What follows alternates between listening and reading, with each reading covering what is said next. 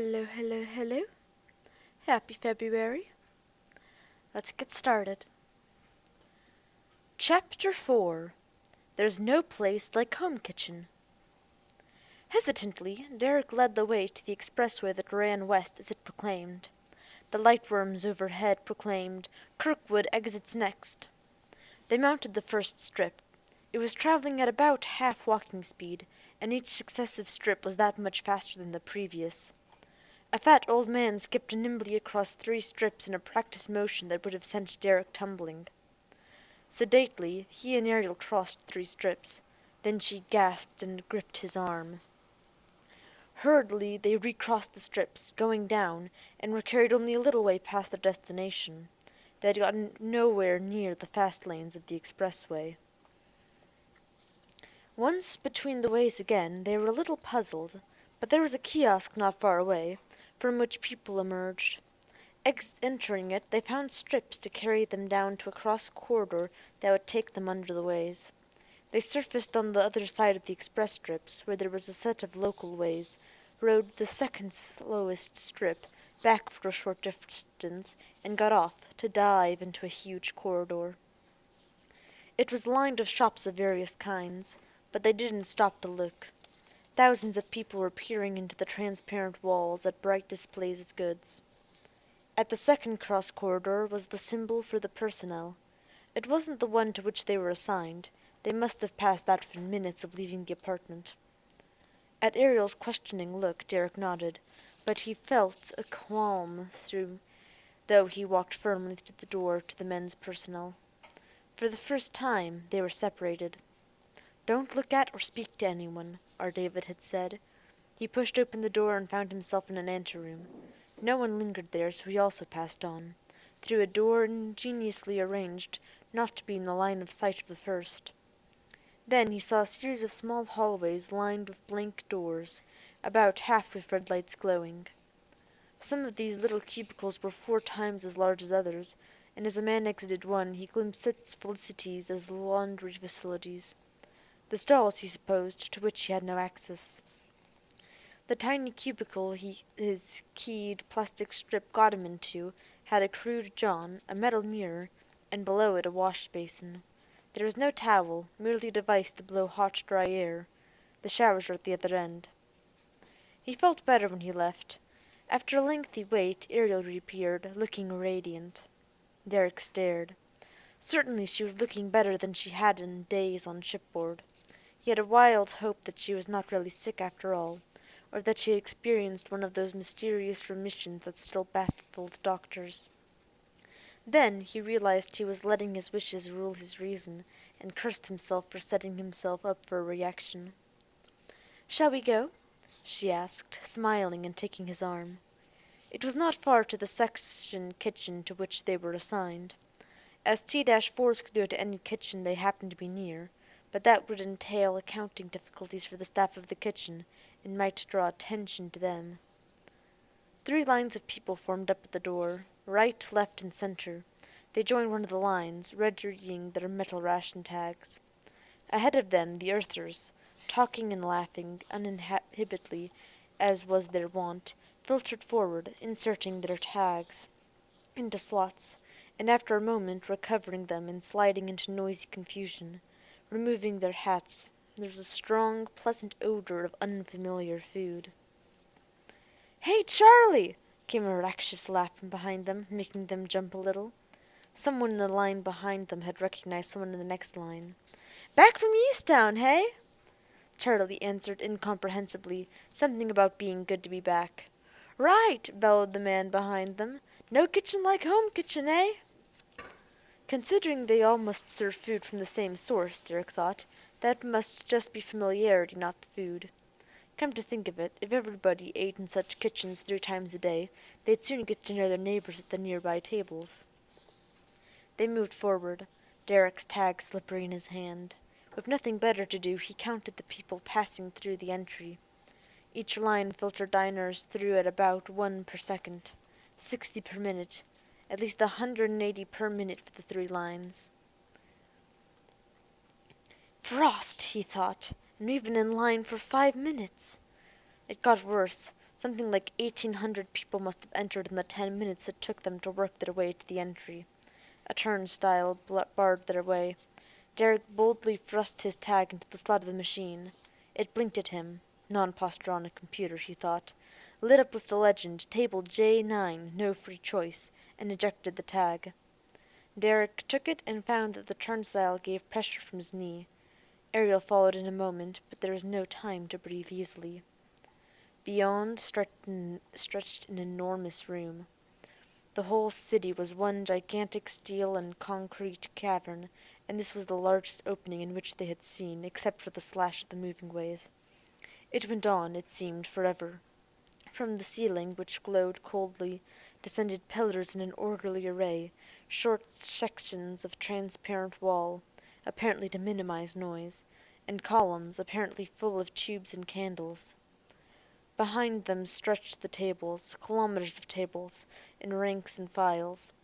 All was confusion, and the earthers were swarming past them while they stood gaping, the gleam of light on polished imitation wood, the clatter of plastic flatware on plastic plates, the babble of thousands of voices, the crying of children.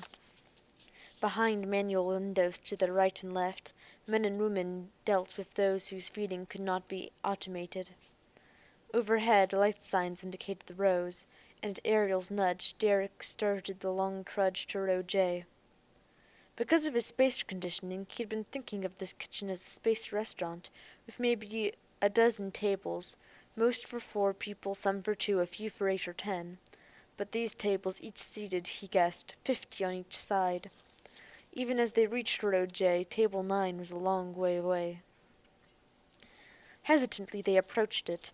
At least it was plainly marked, and they found 2 seats together. The people they passed were grumbling because the choice was suspended. Too many transients, growled someone, and they felt guilty. Food is probably one of the few high spots of their days, Ariel whispered. They took their seats and looked at the raised section of the table before them. No choice glowed to the right. On the left was a panel that said, Chicken, some days optional, Monday, fish, Fridays opt, sat. On Earth there was a 7-day week, but Derek had no idea which day was which. There being no choice, he shrugged, glanced at Ariel, and pressed the contact. The panel immediately lit with Zemo steak, rare, medium, well D. Not Sunday or Friday, he thought.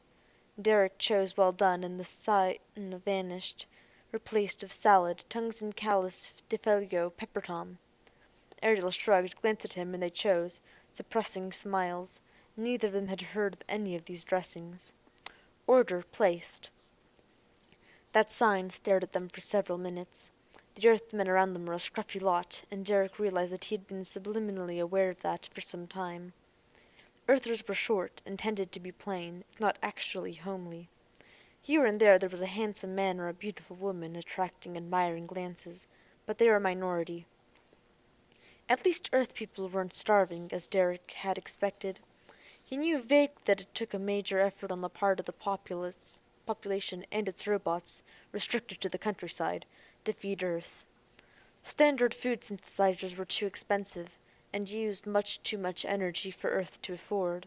But a large minority of these people were fat, and many more were plump.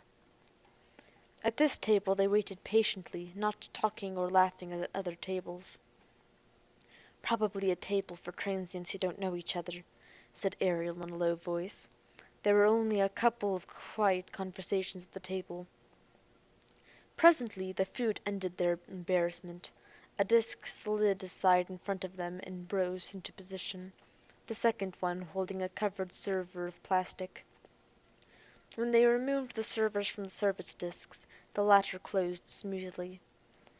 The food looked like a steak, baked potato with shrimp sauce, and a salad with dressing on the side.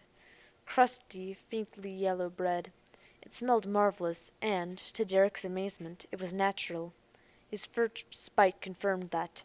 The rich, settled, varied flavor of real food was unmistakable.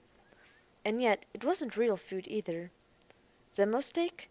It was plain these people normally get meat only twice a week, with a chance at it on 2 more days, 4 days out of 7. I can't believe it's so good, Ariel said, under the cover of the clatter of Earthers opening their servers. Derek hadn't realized he was so hungry. It hadn't been that long since breakfast. Perhaps he'd gotten so bored of synthetic food that he'd been eating less and less. He turned his attention to another problem. They had been served with amazing rapidity. He couldn't remember service on any spacer world, but he was sure it wasn't this fast. There had to be automation behind the scenes. Of course, with no free choice, they had merely to drop the chosen kind of dressing onto the server, clamp the lid down, and pop it into the oven for a few seconds required to cook the Zemmo steak to the desired degree. Probably ran it through the oven on a belt. With a good oven there could have been ice cream on the same plate, and wouldn't have melted before the meat was done. Even so, row J was the last. 10 rows of 10 tables each. 100 tables, each seating 100. This commissary was equipped to feed 10,000 people. Derek mentioned as much to Ariel, who was as dumbfounded as he. It wasn't at capacity now. Perhaps there were only 6,000 people in the room. On Aurora, a sports arena that seated 10,000 was a big one. Halfway through the meal, Derek found his breath coming fast. It was too much. He felt trapped in this concrete cavern, felt that the spacious room was closing in. The cave ceiling, not low but not high, was the lid of a trap. The mobs of unconscious people around him weren't real. They probably went all their lives without seeing the sun or open air, he thought, and that made it worse. With difficulty he fought off the panic, panting.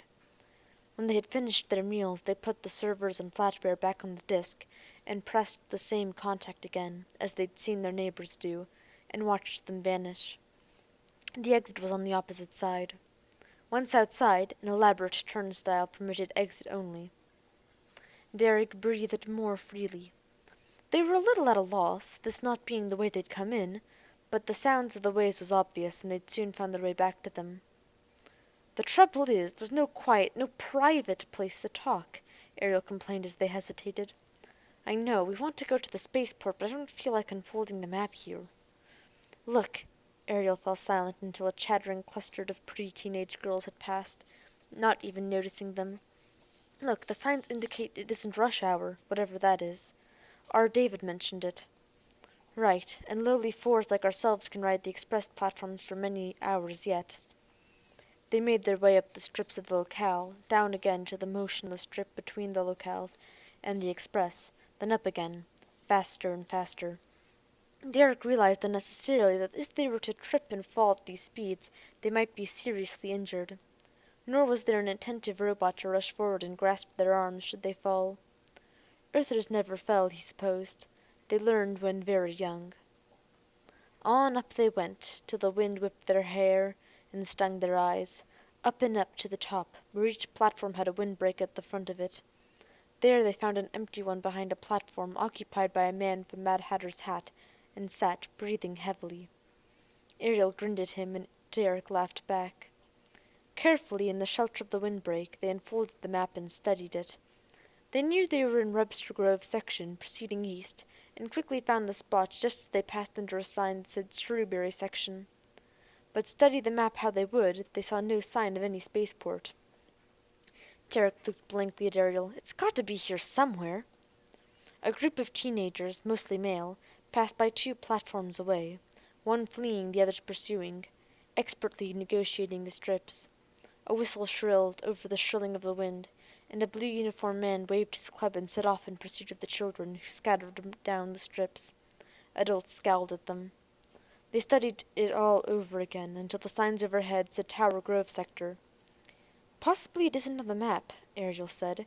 "Earthers are prejudiced against spacers. They might not like to advertise the port." "If you have business there, you're told how to find it, I suppose," said Derek glumly. "We should have asked our David how to get there." The expressway was not straight, and as Derek looked down now, he saw that the locale had spun off, another came in, made a turn, and paralleled the expressway in its place.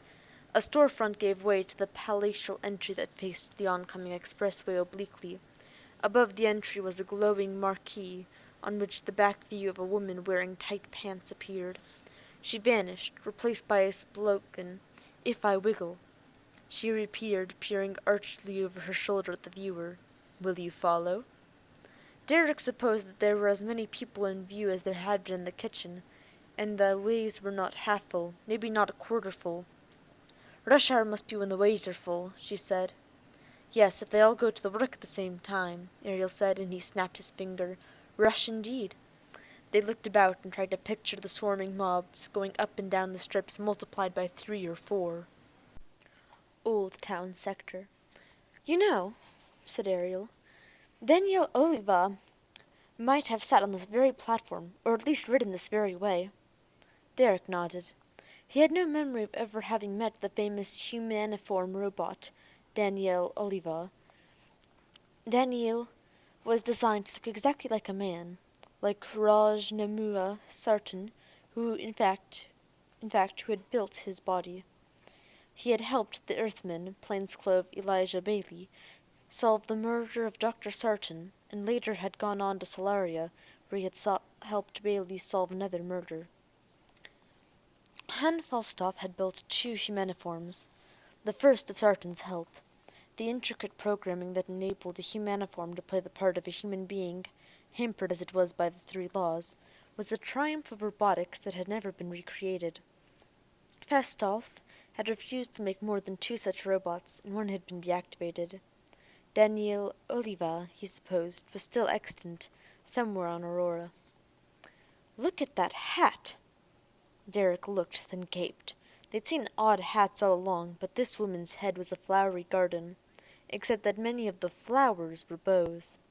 As in all Earth hats, though, there was a prominent band for the insertion of the rating ticket that entitled them to go to such things as a seat during rush hour. "You know, maybe some of these people know the way to the port," Ariel said. That was a thought Derek had hoped she wouldn't have, but he nodded tightly. Frankly, he didn't want to speak to anyone. Perhaps because they were Earthers and he was a spacer, with all his prejudices intact. It was a sore point with him that only Earth was exploring and settling new planets.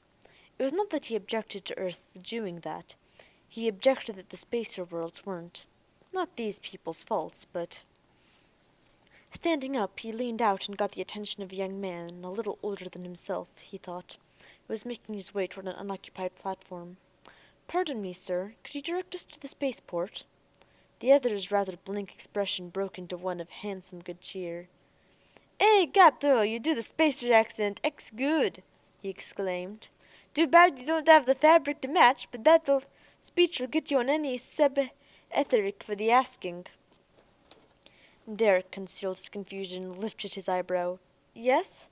"Oh, XX, the Rotty looks the highest."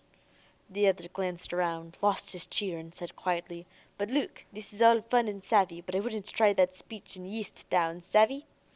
And with that he was gone. They looked at each other and shook their heads, dumbfounded. "Do you think you could ape that speech of his?" Derek asked. Ariel shook her head again.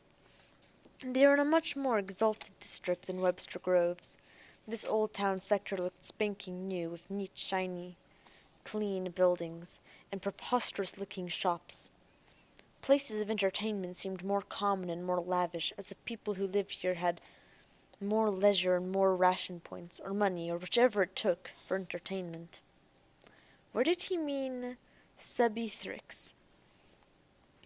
Derek thought a moment. Hyperwave broadcasts, I think. I'm not up on the technology, but I think at one point hyperwave transmission was called that. Probably cheaper than piping cables through all these man-made caves. Derek's voice thinned as he glanced up to where the sun should be but wasn't. Steadying his voice, he added, "I think he meant we could be entertainment stars pretending to be spacers for Earther novels." They grinned at each other. East St. Louis sector. What does the ST mean? Neither knew. "Derek, we're getting a long way from home kitchen. Maybe we should turn around and go back." Derek wasn't happy about that either, but he was reluctant to give up. "Maybe one more try," he said. He looked around for someone to ask, and was struck by the buildings in this new sector. They seemed industrial, blank fronts, a minimum of signs, a lot of which didn't even glow. All the color and gaiety seemed to have gone out of the city. Half the people on the ways had left in Old Town sector, and no wonder. Those who remained were far less prepossessing.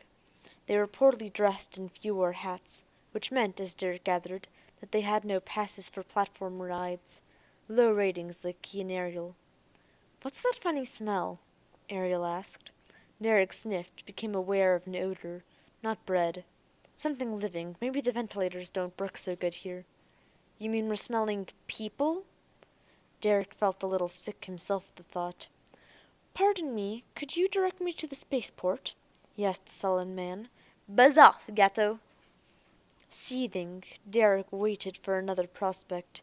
A woman seized a seat on a platform with such an angry, triumphant expression that he crossed her off. Then a group of young men and women approached. 4 men and 2 women, the latter in gaudy tight pants, the former all in corduroy brown. Derek repeated his question. The first man looked at him sharply. "What you trying to pull, gato? Spaceport? Spacer speech? Who do you think you are, huh?" Clamping his jaw in his anger, Derek said, "I merely asked—" "Oh, you merely asked, did you, hotty heart? Who d'ye think you are? Asked you, gato." "I just wanted—" "Clamp down, hotty heart. Don't go getting high horse with me. Keep a civil tongue and also a polite face. Hear?" Seething, Derek fought for control, and another earther spoke. He had a warm, dark brown complexion and the eyes of a hawk. Racial types had remained more distinct on Earth than on spacer worlds. "Hey, Jake, I think he's really a spacer, both of 'em. Look at those X-fabrics." He and Ariel were wearing thin ship's suits of synthetic fabric, a quiet, glossy substance in different shades of gray, hers lighter than his. No one had remarked on their clothes before, but no one had looked closely at them. Derek stared in amazed disbelief. "Naw!" "Yeah, Jake," said one of the women shrilly, looking closely at Ariel. "And look at 'em, both of 'em, tall and handsome like spacers." "Spacers!" said Jake in almost reverent tones. His eyes sharpened. "I always wanted to meet a spacer, just to tell 'em what I think of 'em. Yeah!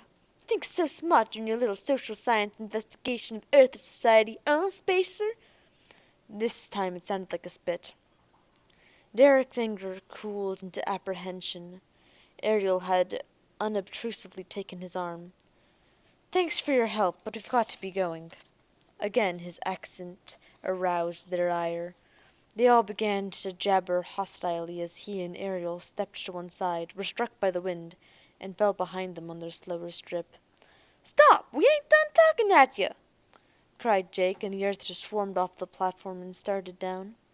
Ariel gasped, and Derek realized they would soon be below them on the slower strip, between them and the locals. "Back up," Derek said tersely, and in a moment they were squeezing between platforms. Their persecutors caught the change of direction instantly and were in full cry. He hurried Ariel rapidly down the strips on the inside, their enemies gaining rapidly within lifetimes of experience. At the motionless medium between expressways he looked around wildly. There was no possibility of climbing the reverse ways and staying ahead. "In here," said Ariel, and they dived into a kiosk and ran down the strip, not waiting for it to carry them. They ran under the ways, hearing voices crying, "Spacer! Spacer!" behind them. At the other end they had a choice of a moving strip that would take them up beside the expressway, or a maze of corridors at this level, poorly lit, poorly clean, sparsely populated, and thick with nameless organic odors. There was quite a mob behind them by the sound. Panting, they ran into the first corridor, took the first branching, then the next. They paused, listening. A derelict lay on a low platform beside a wide freighter door, scruffy and unshaven. "St. Louis Yeast, Plant 17," said the door. Derek had a sudden flashing memory of having viewed a novel set on Earth in the medieval days, when a derelict like this turned out to be a crusty, cheerful, picturesque, heart-of-gold character who saved the day for the hero and became his closest buddy. This one had more the attitude of a rat. Rousing himself with surprising energy, he listened, rubbed his graying whiskers, and growled something about "stirring up the damn yeast farmers." He dived into a small door beside the freight door and slammed it. They heard it lock. Voices and footfalls approached. They looked around. There were no tiny crannies to escape into, nothing but corridors wide enough for tracks to be driven into. Eventually they'd be run down wherever they went, however fast they ran. And their enemies no longer merely wanted to talk to Ariel and Derek. They had something much more direct in mind. Hope you enjoy. The next chapter will come out on Saturday. Bye!